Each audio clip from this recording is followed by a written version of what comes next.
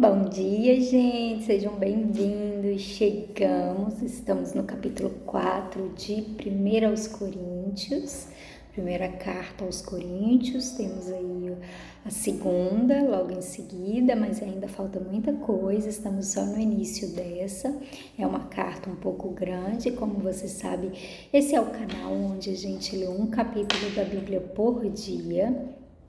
Então aqui a gente fica mais inteirado, né? O que é isso de 1 aos Coríntios? Então, se você gosta de ler a Bíblia, se você não gosta de ler a Bíblia, mas sabe da importância que ela tem, sabe que é necessário, eu te convido a participar desse canal, porque aqui a gente entende o que é 1 Coríntios. Esses dias eu estava num pequeno núcleo, uma célula, né?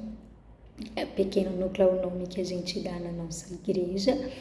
E aí, lá a gente lê um capítulo também por dia. Lá não, né? Durante a semana a gente se encontra, se reúne e aí vai falar. E aí ali tinha pessoas novas convertidas. Tinha pessoas mais antigas, mas também tinha novos convertidos. E antes de a gente comentar sobre, né, a gente se reunir, na verdade, a nossa líder deu um resumão, fez ali tanto um resumo quanto elaborou aquela introdução que eu costumo fazer aqui também. Falou um pouquinho como foi escrito, onde foi escrito, por que foi escrito, por quem foi escrito, porque se a gente cai assim, fala 1 Coríntios, você não sabe que é uma cidade, você não sabe que é uma carta, você não sabe que foi escrito por Paulo. Você sabe que foi escrita por Paulo porque quase todos os capítulos ele faz questão de deixar ali registrado a marca dele, né? Mas você não sabe que 1 Coríntios é uma carta que foi destinada a um povo, a uma igreja, a umas pessoas. Então, isso tudo a gente fica conhecendo aqui. Então, se você gosta desse tipo de conteúdo, se você conhece pessoas que estão, né, tendo dificuldade de ler a Bíblia e gostaria desse tipo de esclarecimento, talvez, né? Aqui eu vejo que não sei se é muito simples de entendimento. Já pedi feedback aqui, retorno, reforço o meu pedido a vocês, depois vocês me contam aqui nos comentários se tá dando para entender, se tá abençoando. E é isso, mas aqui a gente tem esse propósito, tá? De trazer luz à Bíblia, de fazer você entender toda ela e de fazer nosso devocional a cada dia, a cada manhã. Então, estamos aqui de domingo a sexta. Sábado é o único dia que a gente não se reúne aqui. E espero que você esteja gostando. E é isso. Se for o caso, deixa seu joinha, se inscreve, compartilha. E vamos, que hoje a gente vai aí falar um pouquinho mais sobre os apóstolos de Cristo, tá? Como vocês veem, eu tô com muito frio. Frio chegou, hein, gente? Glória a Deus pelo frio. Ultimamente eu gostava mais do frio do que... Antigamente eu gostava mais do frio do que ultimamente. Ultimamente o frio tá meio cortante. Mas vai dar bom, vai ser bênção.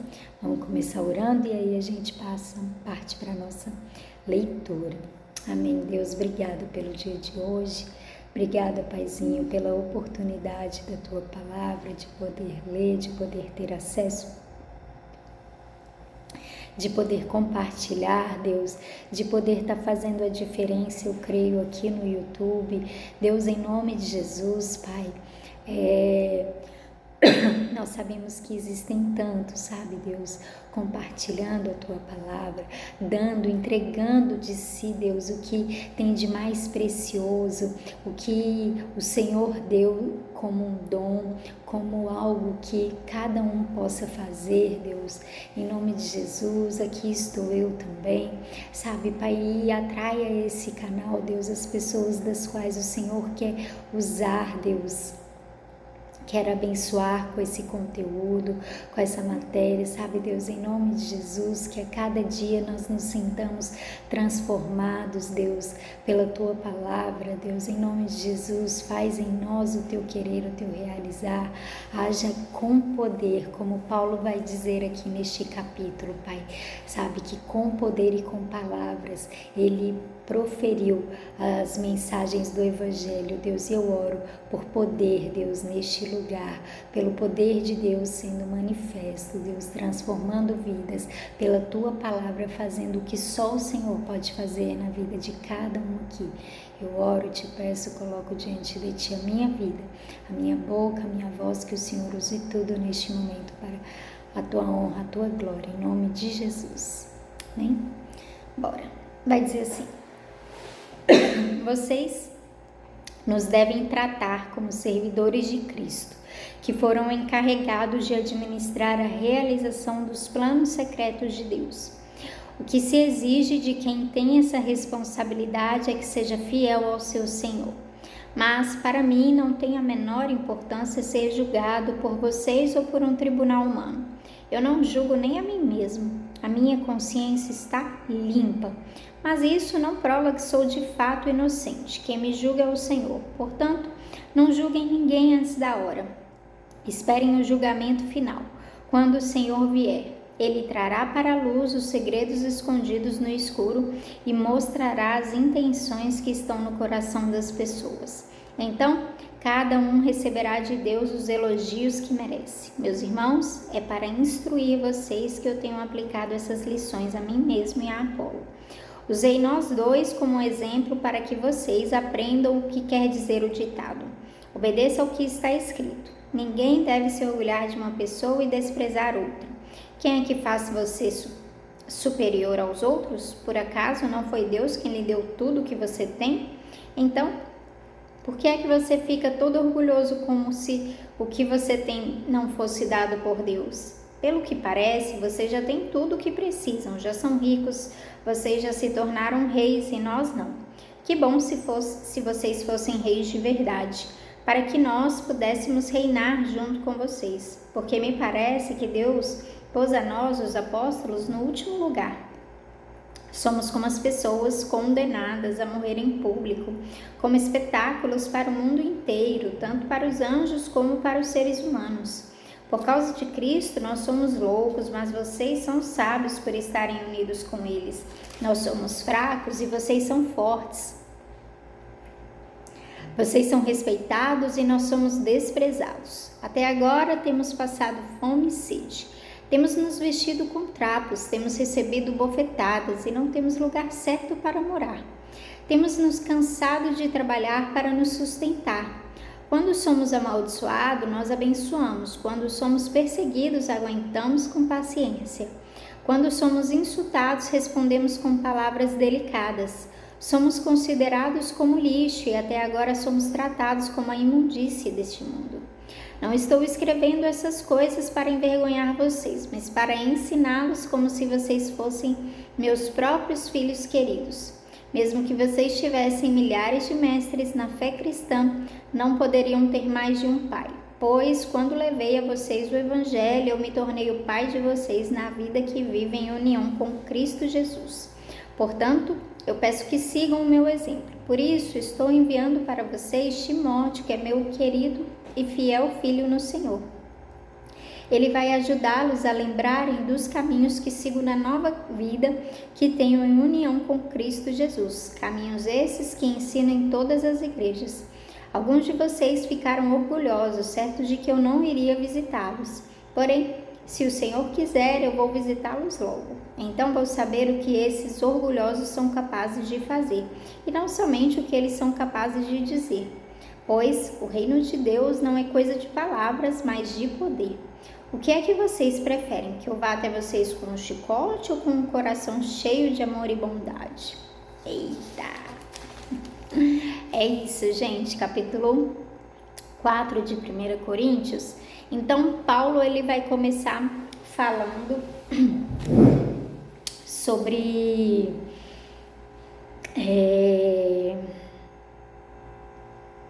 o julgamento, né, que as pessoas fazem. E aí ele fala, gente, eu tô com a minha consciência super tranquila, que eu tô fazendo o melhor trabalho com vocês, que eu fiz o trabalho certo, que se vocês estão aí se dividindo, fazendo essas, né, voltando ao pecado e tal, isso eu tô com a minha consciência tranquila, para falar a verdade. Eu acho bem interessante ele falar assim, ó, a minha consciência está limpa, mas isso não prova que de fato eu sou inocente. Quem me julga é o Senhor. Então vamos aguardar até o julgamento final.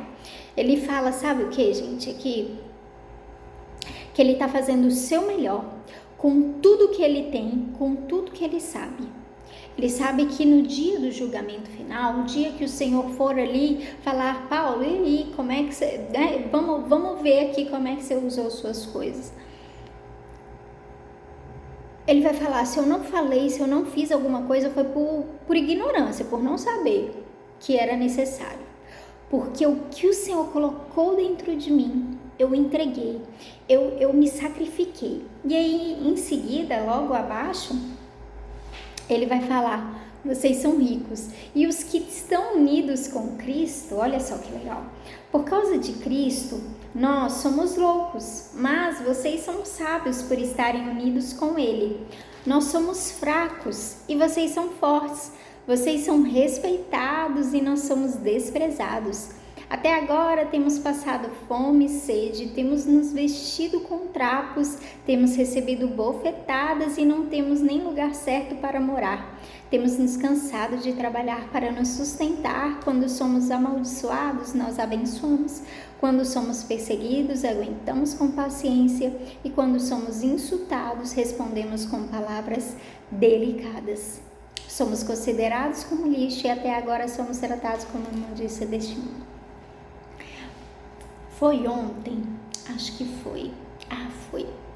Eu estava assistindo, inclusive, 2 de teologia comentando sobre uma declaração do Rodolfo Abrantes. Declaração boa. Mas eu não quero falar sobre isso aqui agora, não. Ontem ele estava, né, em um dos momentos lá, ele estava falando sobre ser salvo. Quando a gente... porque uma menina... são várias reações que ele faz lá, um react que ele faz sobre vários comentários bíblicos.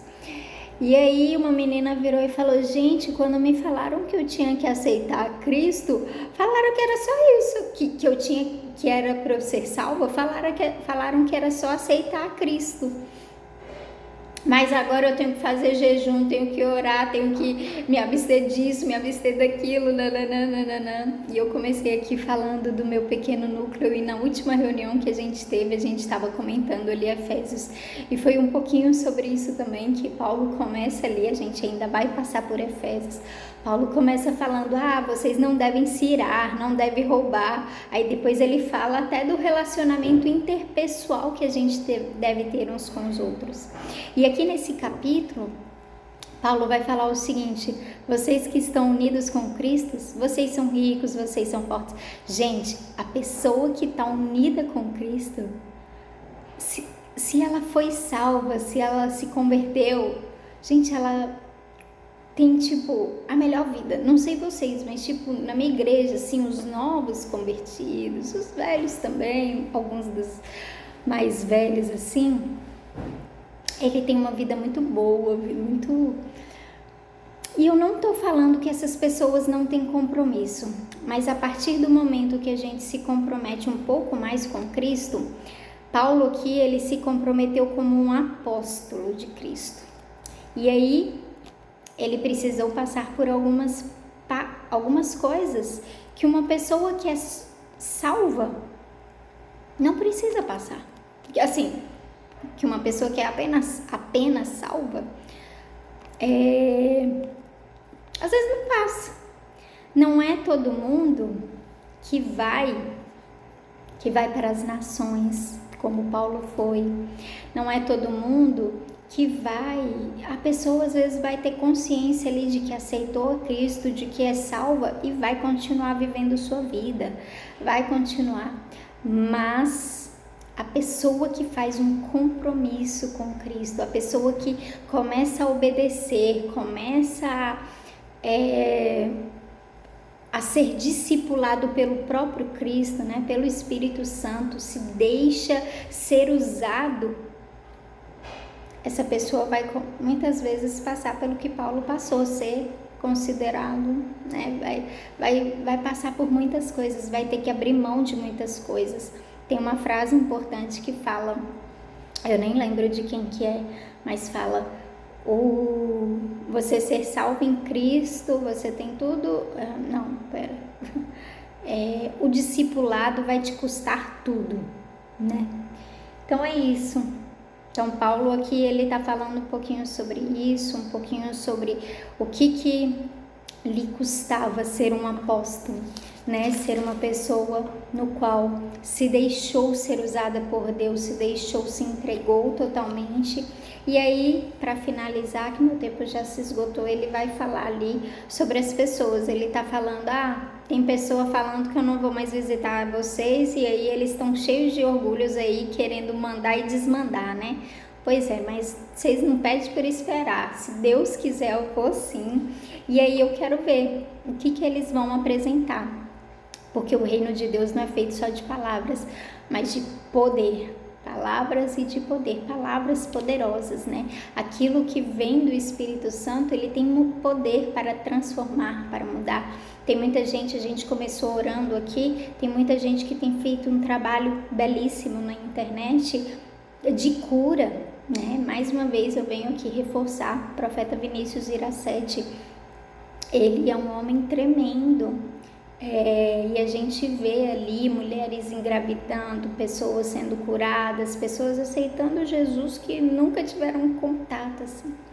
Então é isso, e eu oro para que aqui também a gente também venha a viver do poder de Deus, como eu estou querendo que Deus venha. Estamos aqui há quase 4 anos e eu fui pesquisar um pouco da palavra poder e ali fala sobre poder. É porque é a palavra dunamis em hebraico, e aí tem vários significados. E aí um deles é poder de excelência, poder de moral, poder para fazer milagres, poder para fazer maravilhas, poder para ressuscitar. Poder para o poder de Deus que atravessou o povo do Egito para a terra prometida. Isso tudo é um poder. Então às vezes a gente fica concentrado pensando, cara, eu preciso orar por isso, mas às vezes eu sei que eu tenho um dom de fazer isso com os meus próximos aqui e tal. Talvez a gente ore por isso aqui.